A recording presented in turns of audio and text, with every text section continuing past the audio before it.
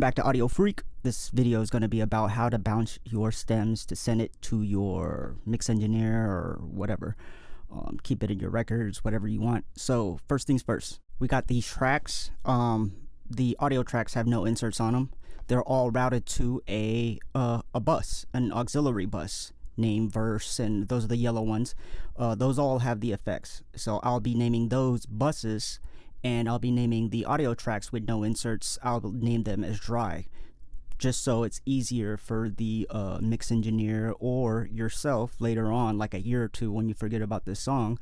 You'll be able to recognize that which is which, you know what I mean? So you want to keep everything organized.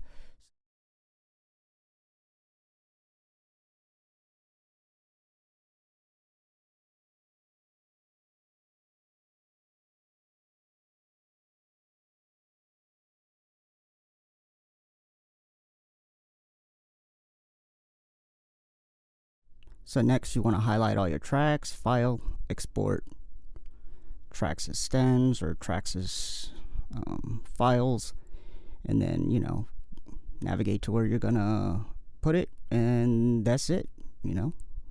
So hope this helps. Adios.